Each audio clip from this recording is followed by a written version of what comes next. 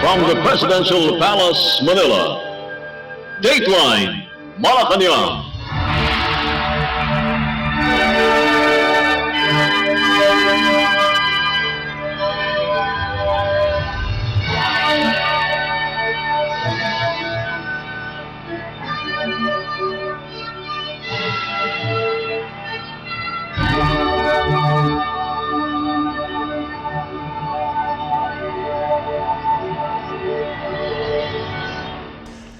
Good day.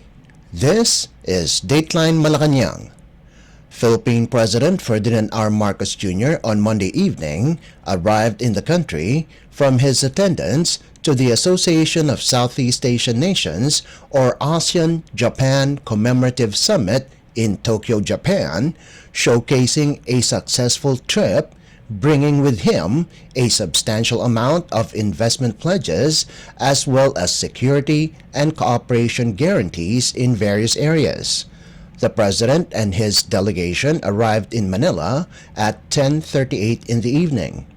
The commemorative summit was for the 50th anniversary of ASEAN-Japan relations, where the President met with ASEAN leaders and Japanese Prime Minister Kishida Fumio. In a video message, the chief executive provided an update on the progress of business commitments signed by the country's Japanese partners during his February visit to Tokyo. He said Japanese investors have reported over 169.7 billion pesos in capital being funneled into the Philippine economy.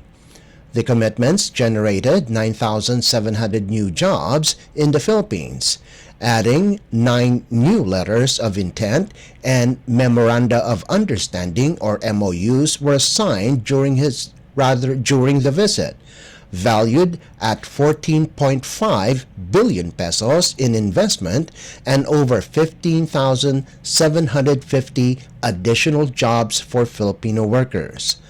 Let's listen to the video message of Philippine President Ferdinand R. Marcos Jr. I attended the commemorative summit for the 50th anniversary of ASEAN-Japan relations and met with ASEAN leaders and Prime Minister Kishida Fumio.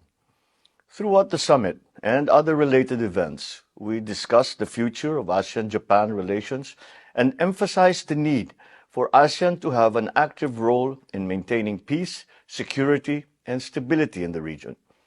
We also advocated a rules-based Indo-Pacific region that is free and open, guided by the shared fundamental principles as enshrined in the UN Charter and the Treaty of Amity and Cooperation in Southeast Asia.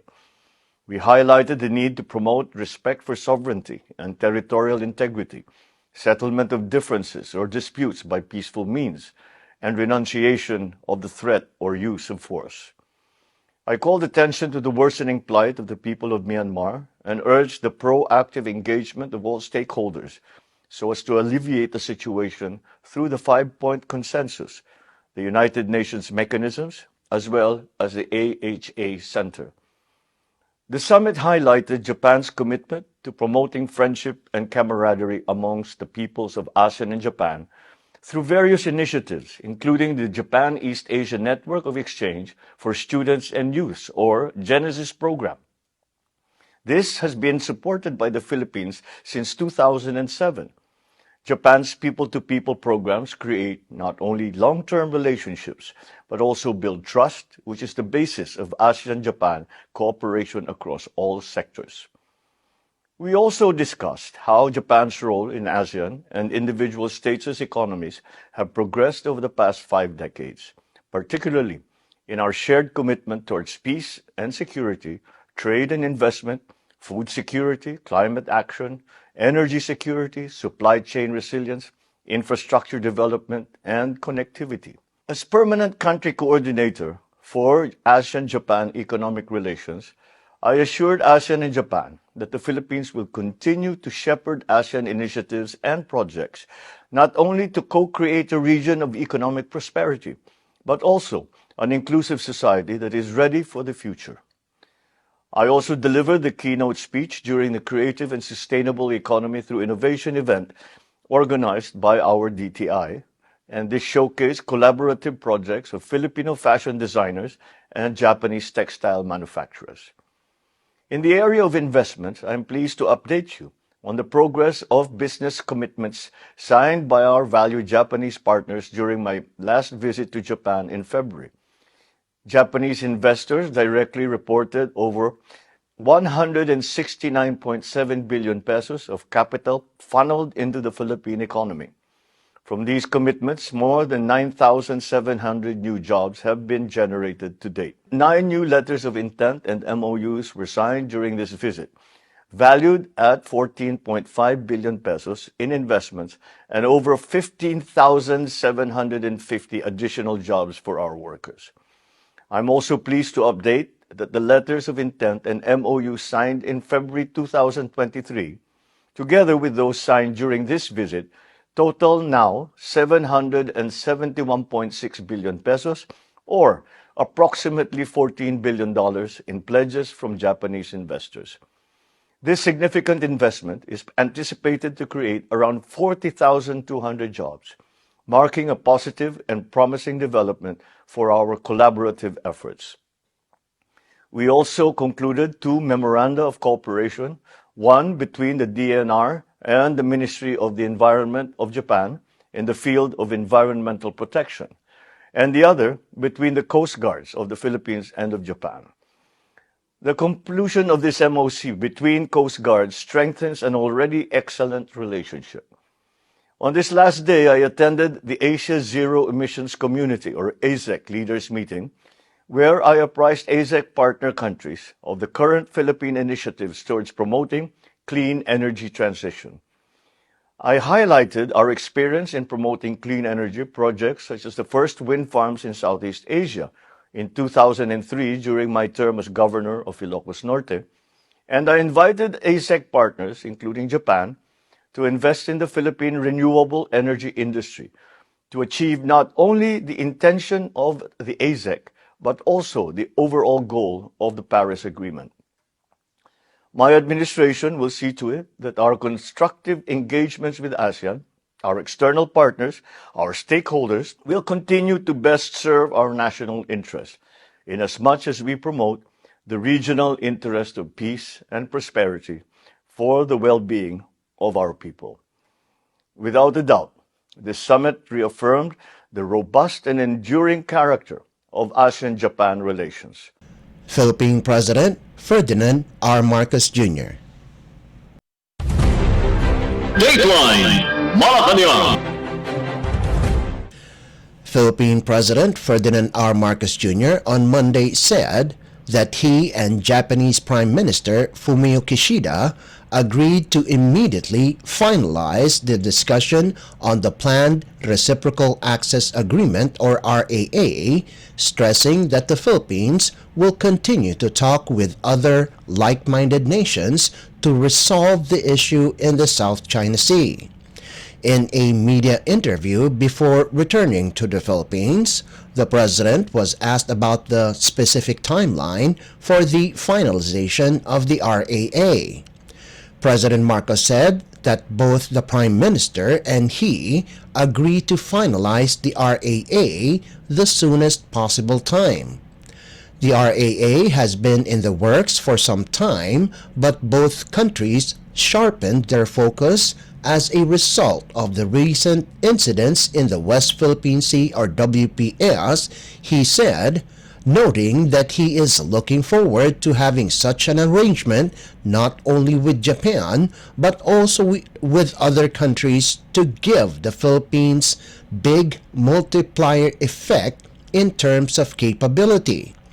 Such discussions, he said, become a very important part of these trips, saying that he approached other leaders during formal discussions to talk about security issues in the WPS.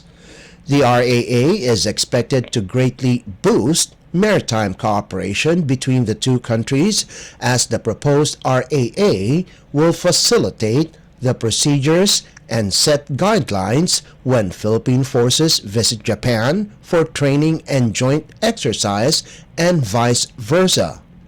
Formal negotiations on the RAA were held in Tokyo on November 29th to the 30th of this year, with the Philippine delegation being headed by the Department of National Defense, accompanied by negotiating teams from the Department of Foreign Affairs and Department of Justice. Dateline Malacañang. Philippine President Ferdinand R. Marcos Jr. on Monday said that his government is cautious in its actions in Ayungin Shoal, where an extraordinary number of Chinese vessels were reported to be present.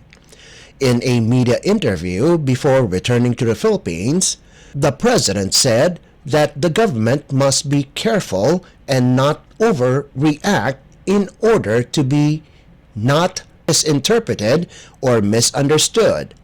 Reports say that there is a presence of 11 Chinese vessels in Ayungin Shoal and another 27 ships surrounding the shoal. Of course, we are exerting all efforts, no. But we have we have to be very careful that we do not overreact, that we do not that we do not make mistakes that might be misinterpreted by anyone. Kailangan talaga maingat tayo dahil pag may nangyari ulit dyan, if we heighten the tensions, it won't lead us to a good result. So we are being very circumspect in the actions that we will take. Philippine President Ferdinand R. Marcos Jr. Dateline Malacañang.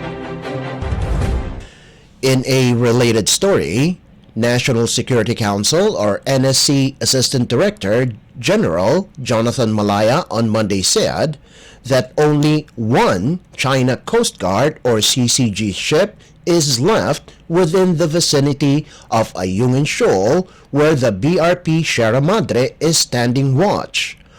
Malaya made this comment following claims there were 11 Chinese Maritime Militia or CMM ships in and around Ayungin Shoal and reportedly on invasion mode.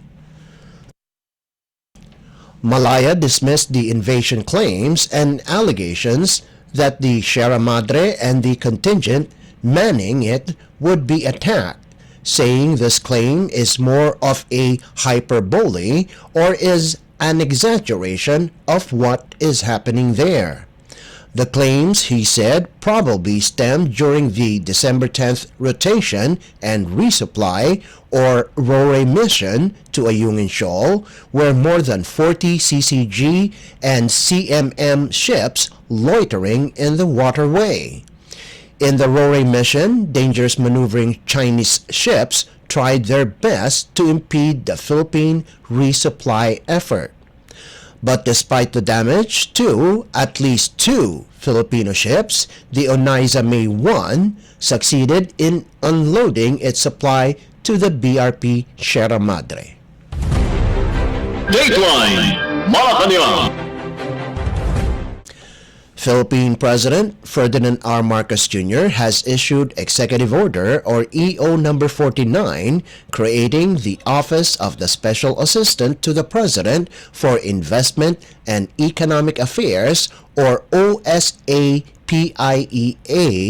under the Office of the President to ensure the effective integration, coordination, and implementation of the various government investment and economic policies and programs.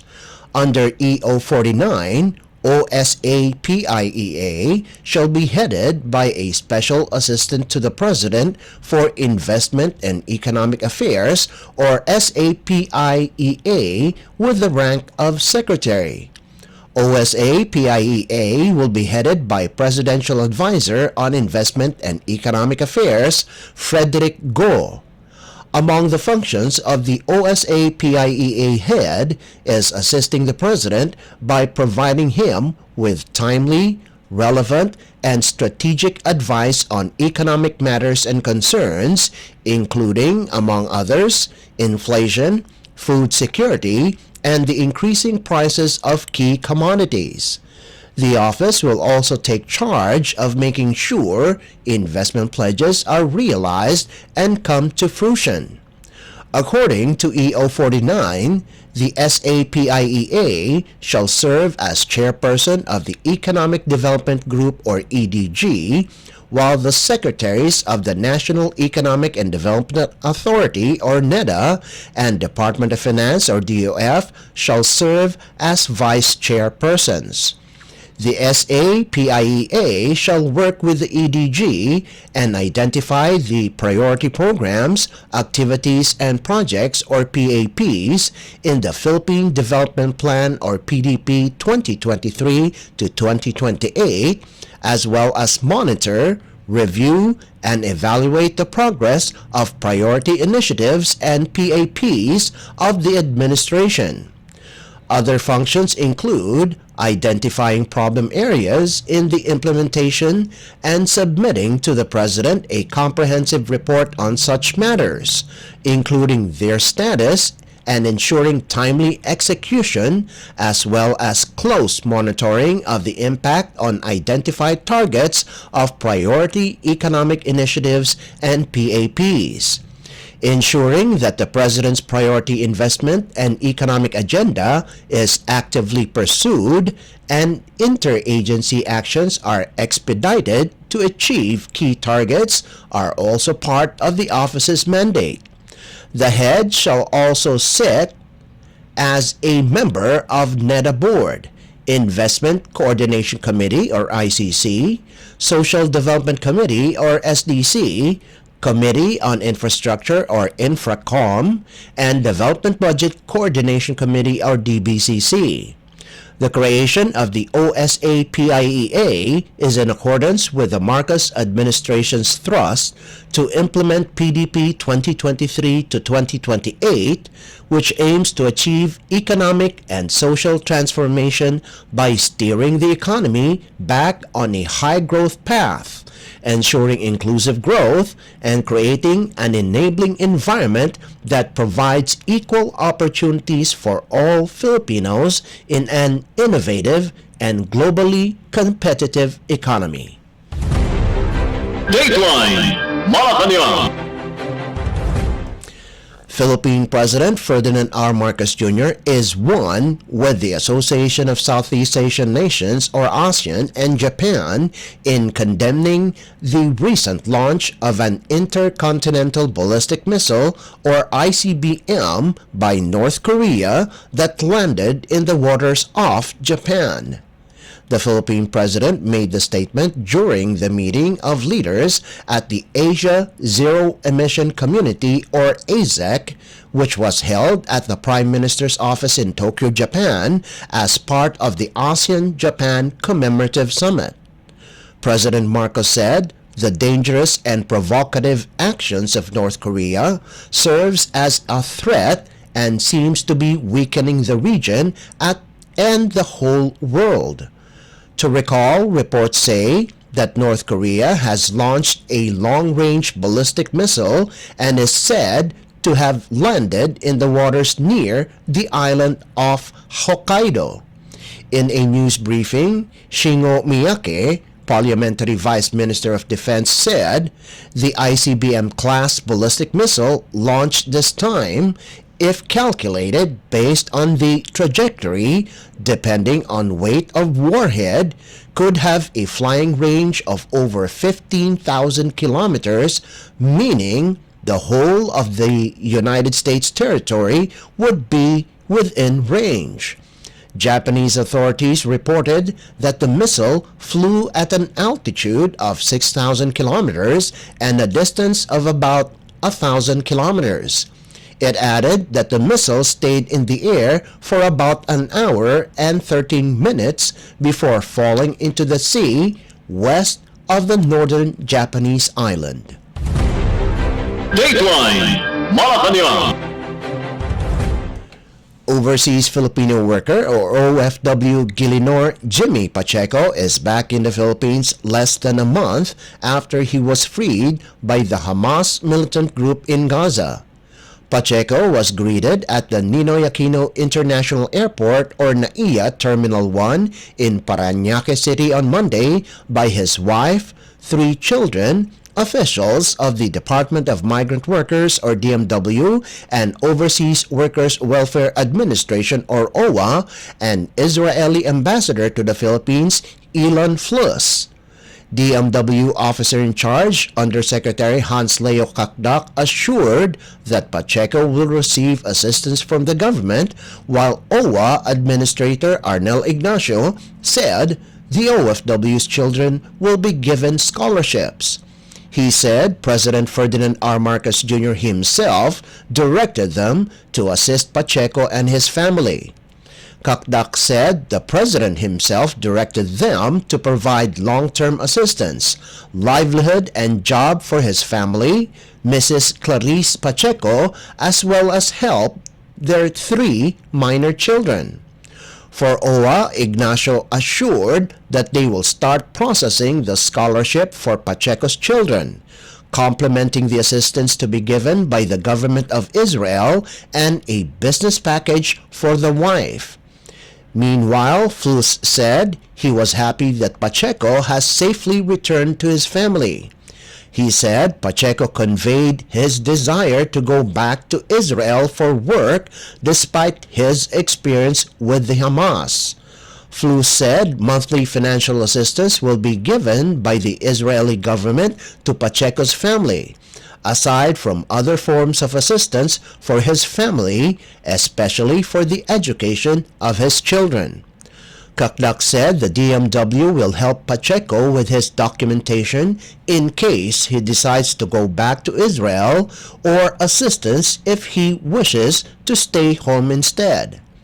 Pacheco was held captive by the Hamas group for 49 days and was part of the first batch of hostages freed on the first day of truce between the Hamas and Israel.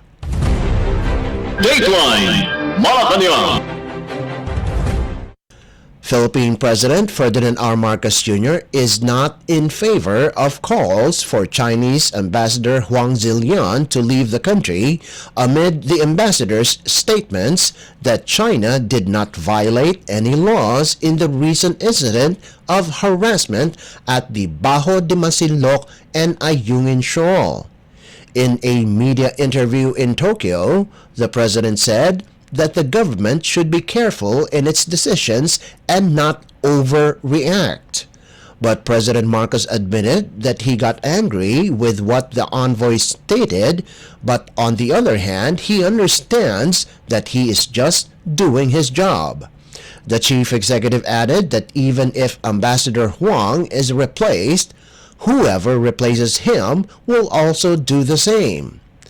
President Marcos said that the Chinese ambassador's statement is not surprising, that he will of course side with China.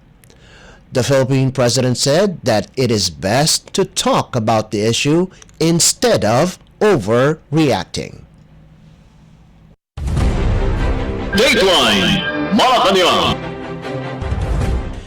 Before we conclude our program, we would like to invite everyone to come and visit our Facebook page at Radyo Pilipinas World Service. You will be able to hear and view our Filipino and English programs, including news updates here in the Philippines. Kindly subscribe, like, and share our posts as well. And that concludes this edition of Dateline Malacañang. For Radyo Pilipinas World Service, this is Leo Magpayo. Good day and stay safe. From the Presidential Palace, Manila, Dateline Malacañang.